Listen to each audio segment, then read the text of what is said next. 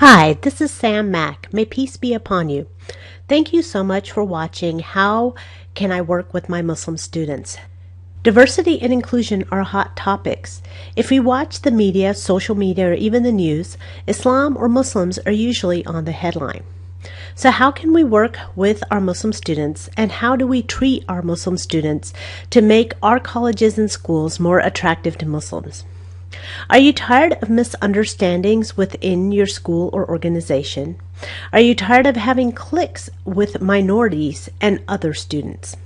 Organizations that are not inclusive experience much more bullying and problems. Wouldn't you like to have a school with a higher performance and better communication? I would like to provide simple, easy, low-cost solutions to improve diversity and inclusion, especially when it comes to your Muslim students. Let's face it, discrimination is expensive. When we learn discrimination in school, it passes on to the workforce. According to the Huffington Post, discrimination in the U.S. alone costs about $64 billion a year. We all must abide the law, and if our laws are violated, we can get hit with lawsuits and bullying lawsuits. Furthermore, with social media, a bullying incident can go viral very fast. But discrimination in schools and bullying doesn't just have a financial price, does it? Discrimination also has an emotional price. What about lack of performance? What about missing classes? What about lack of engagement and losing key students or getting a college reputation of not accepting a certain type of student? I was recently talking to some high school students about their selections of colleges. And one of them mentioned a college that had had a recent racial incident and said, I am not interested in going to that college. I was really surprised because it was one of the top colleges in our state, and she was not interested in going because of a racial incident at that college. Reputations are built on many actions and destroyed by just a few. One or two incidences can tarnish a reputation of an amazing university. So how would you like low-cost, fast, and easy solutions for more inclusion and diversity, especially when it comes to Muslim students? Think about this. In 1995, Microsoft, a corporate giant, launched an amazing encyclopedia called Encarta. Encarta was built by professionals with tons of money. Encarta had great programmers, amazing graphics, and it was backed by Microsoft, one of the powerhouse companies in the whole world. Well, what happened to Encarta? Encarta was overtaken shortly by an encyclopedia online called Wikipedia. Wikipedia was made by amateurs, but what Wikipedia did was embrace diversity and inclusion. Wikipedia treated all people as equal and gave them the opportunity to contribute their unique gifts and experiences to Wikipedia. Wikipedia was created by amateurs. No one got paid to work on Wikipedia. In fact, most of the contributors worked 10, 20, or 30 hours for free. In return, all they got was respect for writing an article for the encyclopedia and contributing their unique gifts and talents.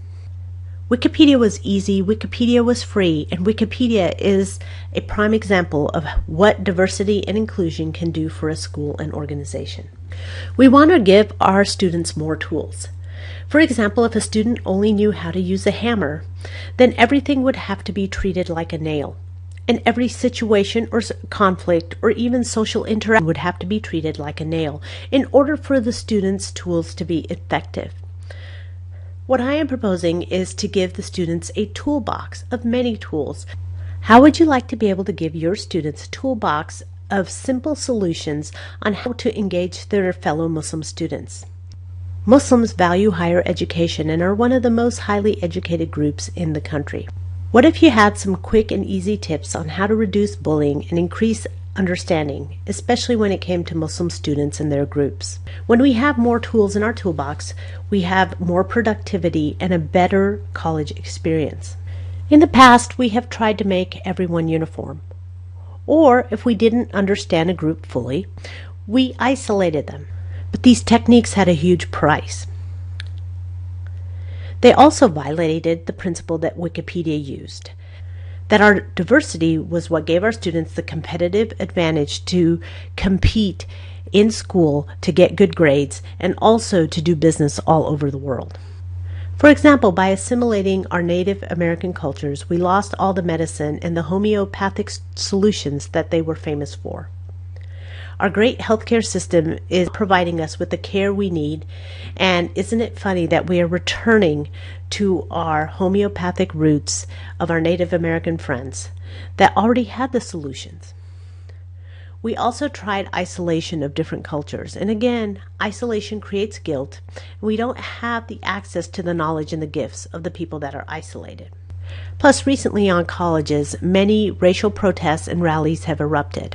Some of these rallies have given colleges bad reputations. So how can we improve student engagement? Happy students are more likely to be 31% more productive. That means the same students will produce more for the school and give back to the school. If we can socially support our students and engage in our school's culture, imagine the improvement. Not only would we have happier and healthier schools, but we would also have less stress and less likely chances of incidences. The best way to improve student engagement is to have a true understanding of our diversity and our different values. One of these examples is an incident that happened a couple of years back at Virginia Tech. One of the bathrooms at Virginia Tech had a message that on Veterans Day someone was coming to kill all the Muslim students at the campus. Well, the night before the planned attack, the entire university got together and held a vigil and said, you know what, if you kill one of us, you kill all of us. The message came loud and clear from the president of the school. The attack was thwarted and the students did not experience any violence, showing our students that we value their uniqueness and everyone matters benefits the school on so many different levels. We have high moral and ethical standards. We all have these intrinsic obligations to our students. Showing our students how to treat people well has a ripple effect. These students then go and form organizations and businesses. Some of them will have to do business with other countries and nations, especially Muslim nations, and to have a full understanding of how the different cultures work and compassion for another's ideas and perspectives will give these students an edge in their careers for the rest of their life. There are legal and financial consequences to discrimination and bullying, but the emotional impact on our students is much more costly. So are Muslims treated differently? Currently in the United States, discrimination against Muslims is up by almost 20%. I currently receive 3 to 4 emails a week on incidences against Muslim students, against mosques, and employee discrimination in the workplace based on Muslim dress or need to pray. Are Muslims confined to labels? What do we lose when we confine someone to a label? Well, first of all, our students lose the experience of having other Muslim students and realizing they're similar to them. For example, in the picture on the right, students in Iran are graduating just like students here. The picture in the top left are students in Pakistan. This was one of the uniforms I wore when I went to school in Pakistan. And below we have Muslim students in Malaysia. What if we had more in common than we really imagined? Coffee was discovered by Muslims. Coffee was a potent drink because it allowed Muslims to stay up at night and worship God longer. Now, students use coffee for many of the same benefits of being able to stay awake. Not only that, Muslims encourage drinking coffee in coffee houses because having people come together and debate ideas made our ideas stronger. Ibn Himtham was a Muslim that also invented the camera. So everyone with a smartphone and a camera is using one of the Muslim inventions. Muslims also came up with the concept of 3-course meals. Having something with an appetizer, then a main course, and a dessert is a Muslim concept. When we confine people to labels, we miss out on all the gifts and benefits that they can give us by their culture and what they have invented or discovered. Muslims are predominantly from Africa, as shown here in the green. Also the Middle East, which is famous for Muslims.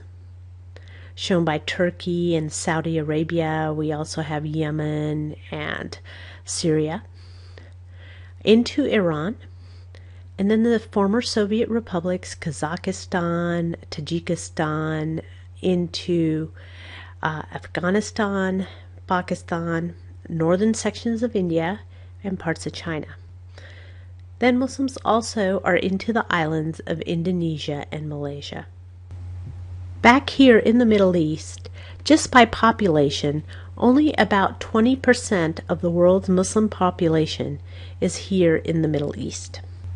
About 30% of the slaves that came to the United States were Muslims. So Islam came to the United States way before immigration through the acquisition of slaves from Africa. Here are some of the flags of Muslim countries. Let me give you a quick insider's perspective.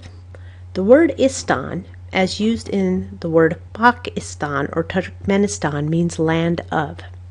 So Pak is land of the pure, Uzbekistan is land of the Uzbek, and Afghanistan is land of the Afghan. Often on Muslim flags we see the symbol of a moon and star. Although the moon and star is not an Islamic symbol, it has been come to associate with Islam. I think the flag of Pakistan is very interesting because the flag honors minorities. So it shows the majority in the dark green and it shows the minorities in the white. So the minorities in the country are represented on the flag. Approximately 1/4 of the world's population is Muslim. This is a picture of Muslims praying. As we can see, they are using prayer rugs as shown here on the floor. They are also facing the same direction. Many of the women have their heads covered, but the men also often wear caps and cover their heads as too. Although Islam is associated with Arabs in the Middle East, Indonesia and Pakistan are the largest Muslim countries, with India coming up based on population. We can see here different pictures of Muslim families from South Asia to Indonesia and Malaysia, and everyone is wearing different native dresses since Islam spans a huge part of the globe. Muslim countries are also famous for their textiles. We've heard about Persian rugs and Afghani rugs. Did you know the word taffeta originated in Islam? When we go to schools and colleges in the Muslim world, fashion is a big part of showing up to school. So these are some of the fashionable outfits we may see in the Muslim world. Muslims also are against terrorism. In fact, one story that was not covered much by Western media is that 20 million Muslims marched against ISIS and terrorism, as we see here. And here we can see between the period of 2003 and 2014, 5 of the Nobel Peace Prize winners in the world were Muslim. So who am I? I am Sam Mack, and I am known as the Muslim Mythbuster. I was born in Pakistan and came over to the United States. My background is I have a degree in electrical engineering. I love math, science, and problem solving.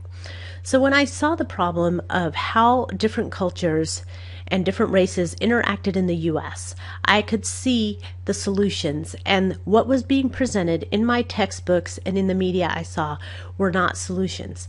They were basically explanations that did not create connection or help people really understand each other. I realized there was a need for deeper connection to see what values different groups held in common instead of focusing on outer differences of dress and image. Where I grew up and went to the mosque, there were so many different cultures, and what I realized was it didn't matter how we dressed, what kind of weddings we had, or what kind of food we ate. It was the common values of doing good and serving each other that made us friends. I wanted to bring this awareness and help other people. Shortly after September 11th, I was invited to speak at my student school about Islam and educate the teachers. From that invitation, I received several other invitations to speak at groups on topics from empowering women to diversity and inclusion to how Islam treats women.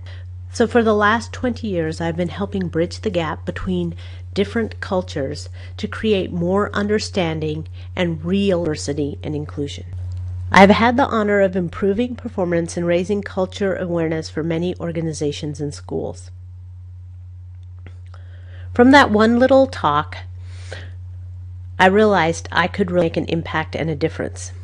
I get the privilege of showing people and my students how we on the outside does not define us on the inside. I've had a perspective from both sides of the ocean, from the Muslim world and the Western world, and know the amazing gifts on both sides. We can build up on our similarities instead of tearing each other down on differences. Wouldn't it be better just to have diverse teams to allow everyone to be themselves and share their ideas? Many of our students and professors have the solutions we're looking for, and embracing our diversity would put their ideas on the table. When speaking on radio shows on the topic of Islam, Muslim celebrations, I realize we have so many of the same misunderstandings about Muslims.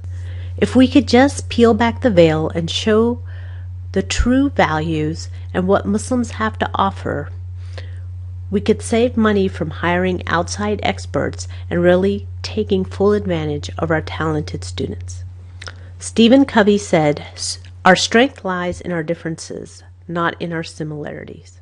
An original painting or original manuscript of a book is worth so much more than a copy. While working as an engineer, I received much diversity and inclusion training. It was very hard to sit through. No one wanted to attend, and it was boring. I had decided at that point, if I was ever the one in front of the room, if I was ever the one leading the group, I would not do that to people. I loved trainings that were interactive and fun and easy, where real connections were made and real shifts were made. When we come to diversity training with the checkbox mentality, all we get to do is check a bunch of boxes and not get real results. I want to give you real results in your organization, where students feel included and they can contribute their real talents. I like creating real change. I like changing perspectives and creating harmony.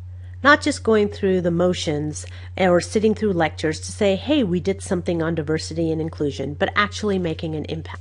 One of the biggest compliments I received was after doing a class for a group of graduating seniors.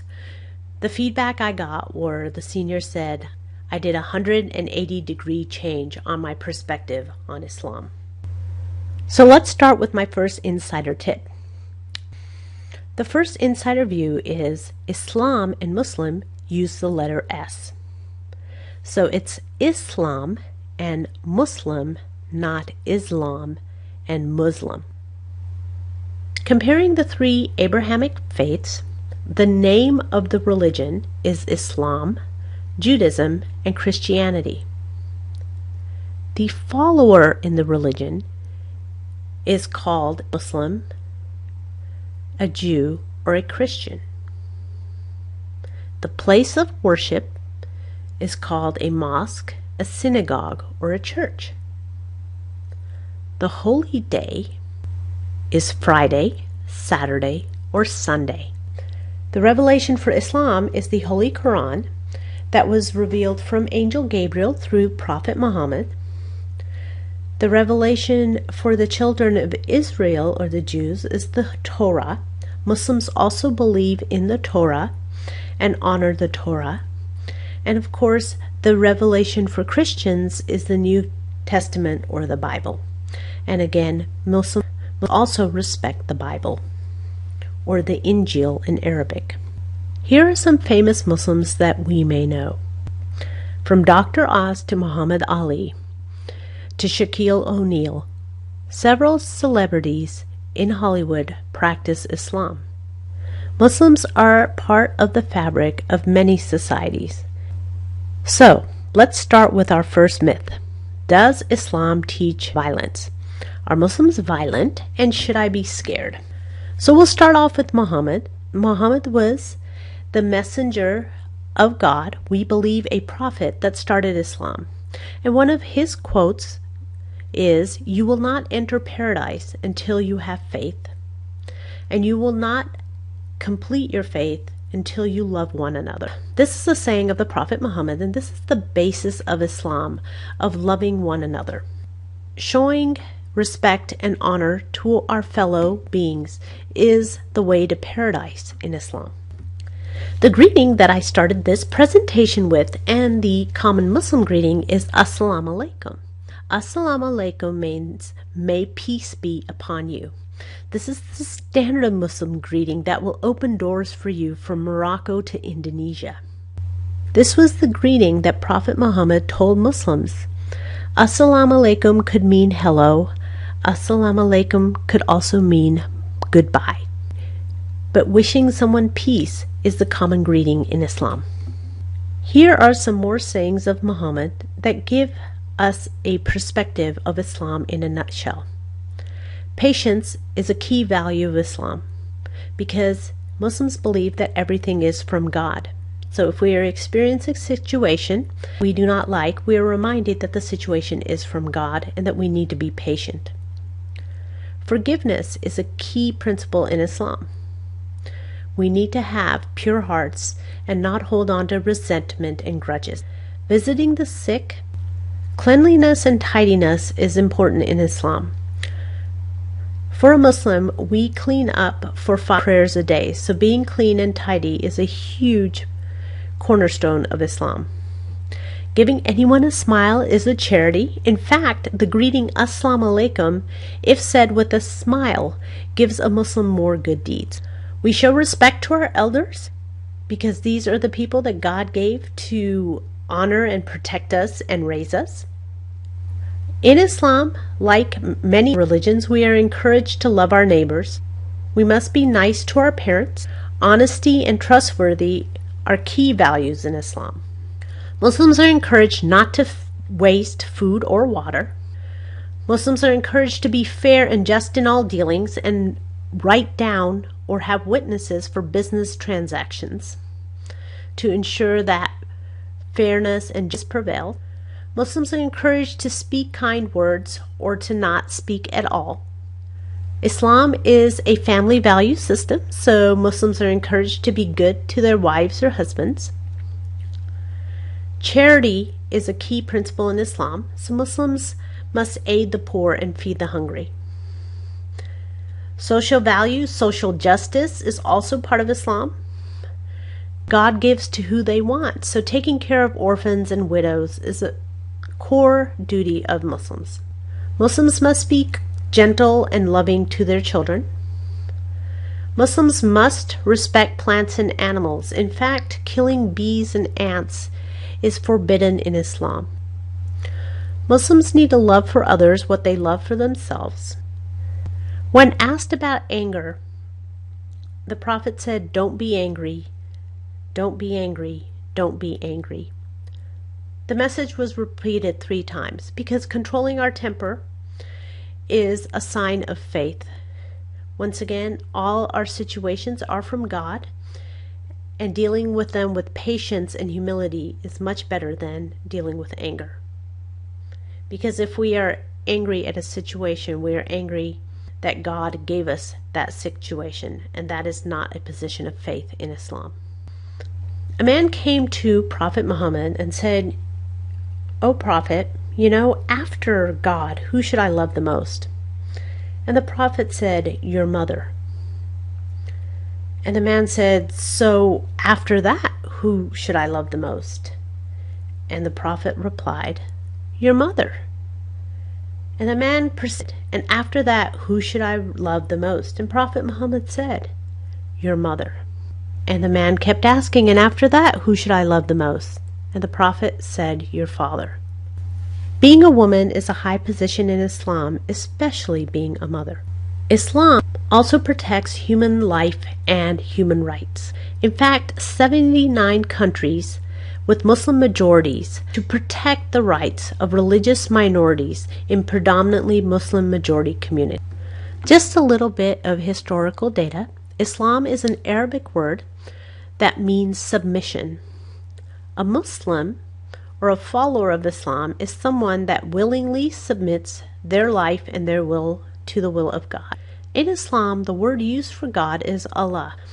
The reason Muslims prefer the word Allah is because Allah is gender neutral. So Allah is not a father, Allah is not a son, and Allah is not a he or a she. Furthermore, Allah only has a singular format. So there is no plural for the word Allah. Also in Arabic, there is an audio distinction between the true universal God, Allah, and a false god or idol, Illah. I have often been told by friends, Muslims don't worship God, they worship Allah. Allah is just the Arabic word for God, just like in Spanish the word for God is Dios, and in French the word for God is Dieu. God, translated into Arabic, is Allah. Islam honors all religions that believe in God. One of the verses from the Quran says, "Say, we believe in God and the revelation given to us, and to Prophet Abraham, Prophet Ishmael, Prophet Isaac, Jacob, and the tribes, and that given to Moses," so for the children of Israel and the Torah, and to Prophet, yes, Jesus is mentioned in the Quran, and given to all prophets from their Lord. We make no difference between one and another, and we submit to God. So as Muslims, we honor all prophets. And in Islam, it's an all or nothing system. We either believe in Moses and Jesus and Muhammad, or none of them. So if I said I do not believe in Jesus Christ and the mission of Jesus Christ, I would be considered out of Islam. Peace is the core message of the Quran. Humanity is but a single brotherhood, so make peace with your brethren. In Arabic, when the male pronoun is used, it generally means both male and female. Here are some statistics about the number of Americans killed annually by Muslims. If we look at murder in the United States, we have a higher probability of getting killed by armed toddlers and wars than we do by getting killed by Muslims. However, in our media, these statistics are not at all accurately represented. We need to be more worried about being hit by a bus or falling out of bed than by our Muslim friends, neighbors, and fellow students. Furthermore, we are still learning to value our minorities. Minorities in the United States have a higher probability of being targeted by law enforcement. Just based on race alone, African Americans and Hispanic Americans are more likely to be killed by law enforcement than most other races. After being in the United States for 4 decades, I have watched us as a society target different groups, whether it was the African Americans in the 70s, or in the 80s, the drug lords of Central America that were causing all our problems because of the drug imports. In the 90s, we moved on to Iraq. Saddam Hussein was the one that gave us all our grief. We have come to a point where we need to stop blaming minorities for our problems and address the fact that diversity, inclusion, and connection need to have more focus and time to teach our students how to function adequately as adults in a world that is getting more connected and smaller.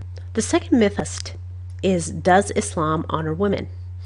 And, of course, yes, Islam honors women. Islam does not oppress women. We can see women here from all over the Muslim world that are enjoying life. Mary, the mother of Jesus, has a high place in Islam. In fact, if you at a statue of Mary and the way a Muslim woman dresses, it's similar. Some women cover their heads, some do not. But the head cover worn by Muslim women is the I Love Mary, Mother of Jesus look. It is the dress of a humble, godly woman, as shown in many religious settings. Here we also have a picture of Jesus. As we can see, Jesus wore a beard and long robes similar to Muslim men. In Surah Imran, the 3rd surah of the Quran, verse 42, the angel said, "O Mary, indeed God has chosen you and purified you and chosen you above all women of the world." Mary has a very high status in Islam. One of the key principles in Islam is education. Education of women is a big concern for many Muslim parents. In Islam, in order to take care of women, we need women doctors and we need women scientists. So Islam encourages women to go into scientific and medical fields so that they can take care of other women that need those services.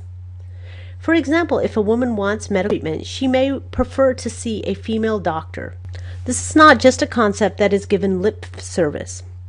One of the quotes of Prophet Muhammad was to seek education even if you have to go to China. Now, in 600 AD, going from Arabia to China was a feat. And what Muhammad was saying was that even if it's inconvenient, takes a long time, or expensive, an education is important for all Muslims. Treating women well is also associated with character in Islam. One of the famous sayings of Muhammad was, "The best of men are those who are best to their wives." Showing love, respect, honor, and patience with someone's wife demonstrates the true character of a man. In 2008, I was honored to visit the Grand Mosque in Mecca, Saudi Arabia, for the annual pilgrimage or Hajj. In the town of Mecca, when Muhammad was 25 years old, he was working for a lady named Khadija. Khadija was a rich merchant woman, and she owned many businesses. Muhammad was her employee. Muhammad would take Khadija's caravans from Mecca to Syria to sell the goods.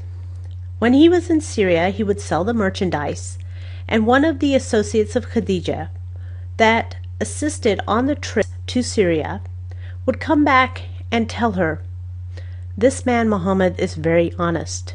Not only does he tell the buyers the benefits of merchandise, but he even tells the buyers what the defects are.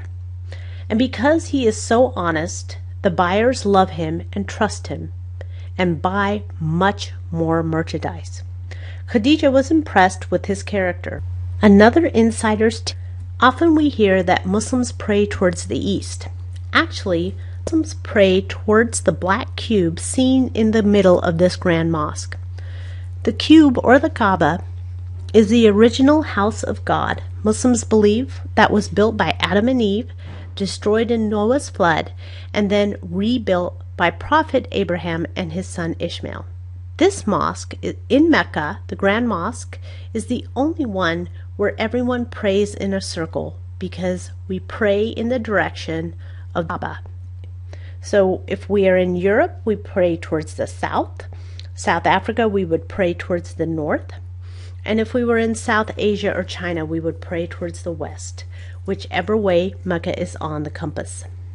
We believe in multiple messengers of God, many that were also mentioned in the Torah and the Bible, that all came with one message: worship one God and do good deeds. I gave a little comparison to the Arabic names of the common messengers. The messengers taught that this life is a short life, but eternity, the next life, is what we really strive to achieve. This is a little comparison between the messengers with the names in Arabic and English. When we meet Muslim students, we see all different names. So Yahya or Dawood or Suleiman are the same as John, David, or Solomon. If we can see on the right, in the Torah and the Bible, we start with Adam, go down through Noah to Prophet Abraham. Abraham had two sons, Isaac and Ishmael, and also a nephew, Lot. From his son Isaac came the prophets of the children of Israel, and into the New Testament with John the Baptist and Jesus Christ. What Muslims believe is from Abraham's son Ishmael came the descendant Muhammad. So yes, Muslims do believe in Prophet Moses and his brother Aaron and David and Solomon and Zechariah, John the Baptist and Jesus Christ, and we also believe in Muhammad. When addressing a prophet in Islam, the correct way would be Prophet Moses, may peace be upon him. It is always recommended to address people with respect, especially prophets of God. Just a little look into Muhammad's life. Here are some of the famous sayings of Prophet Muhammad. It is also charity to utter a good word. Truthfulness leads to righteousness, and righteousness leads to paradise. There is nothing heavier in the scales of good than good character. The proud will not enter paradise, nor a violent speaker. Every act of goodness is charity, even if it's just a smile. Giving charity to God does not decrease our wealth.